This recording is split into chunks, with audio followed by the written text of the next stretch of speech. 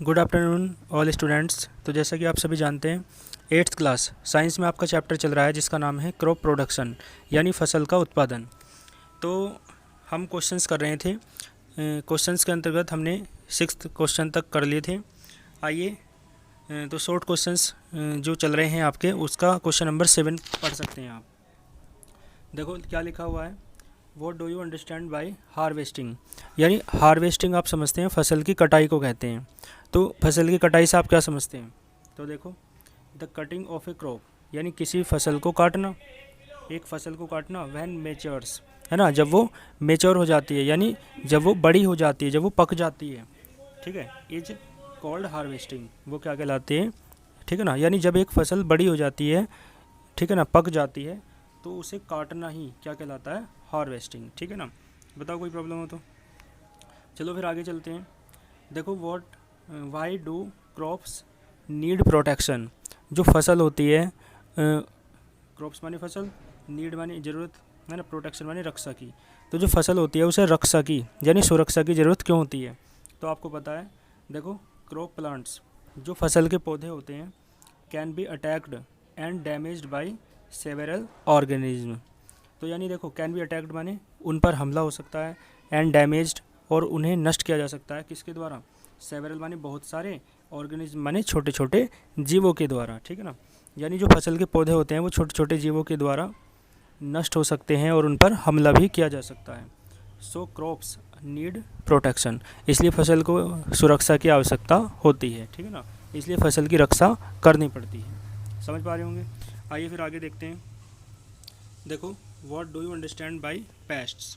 Paste समझते हैं आप क्या होते हैं? ठीक है ना, देखो पेस्ट क्या होते हैं आप समझेंगे। पेस्ट मैंने बताया था आपको, जो फसल को नष्ट करते हैं, कीड़े मकोड़े, है ना, यानी जो सूक्ष्म जीव होते हैं छोटे छोटे। तो what do you understand by pests. ठीक है ना, तो देखो पेस्ट्स क्या होते हैं, क्रॉप प्लांट्स। देखो, जैसा क्वेश्चन नंबर 8 का आंसर था, वैसे ही आंसर क्वेश्चन नंबर 9 का है। तो देखो, crop plants can be attacked and damaged by several organism. बात क्लियर है? जो क्रॉप यानी फसल के पौधे होते हैं वो नष्ट किए जा सकते हैं और उन पर हमला किया जा सकता है छोटे छोटे, सेवरल माने बहुत सारे, है ना, ऑर्गेनिज्म माने छोटे जीवों के द्वारा। तो इन छोटे जीवों को ही आप क्या कहते हैं? पेस्ट्स कहते हैं। ठीक है ना। इसके बाद देखो ना, question number 10, a farmer has sown the seeds.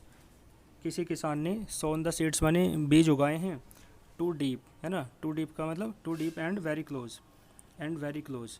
To deep का मतलब बहुत गहराई में उगाए हैं, मतलब बीज जो बोए हैं उसने वो बहुत गहराई में बो दिए, एंड वेरी क्लोज और एक दूसरे से बहुत कम दूरी पे बो दिए। तो what is he likely to observe and why is this so. तो यानी उसे किस बात पर ध्यान देना चाहिए और क्यों देना चाहिए, ये बात आपको बतानी है। तो देखो, पहले यदि आप बीजों को एक दूसरे के पास पास बो देंगे या मिट्टी में ज़्यादा गहराई में बो देंगे तो देखो क्या होगा फिर, है ना, इसी बात पर तो ध्यान देना है। तो देखो लिखा हुआ है, if the seeds are planted, यानी यदि बीज बो दिए जाते हैं, टू डीप माने बहुत गहराई तक, एंड वेरी क्लोज और बहुत पास पास बो दिए जाते हैं, तो देखो इन द सोइल्स, मिट्टी में। तो यहाँ तक तो वही है क्वेश्चन का ही, है ना। इसके बाद देखो, दे कैन नॉट रेस्पायर। जो बीज है ना, जब ज़्यादा गहराई में बो दोगे तो दे कैन नॉट रेस्पायर का मतलब वे सांस नहीं ले पा सकते हैं, है ना। रेस्पायर का मतलब सांस लेना। And they will not get enough water. They will not gate माने प्राप्त कर पाएंगे, एनफ वाटर माने पर्याप्त पानी। नोट आ रहा है तो यानी और वे जो पर्याप्त पानी उन्हें जितना चाहिए वो उतना पानी प्राप्त नहीं कर पाएंगे। ठीक है, तो यहाँ तक आप देख लेंगे। All the very best.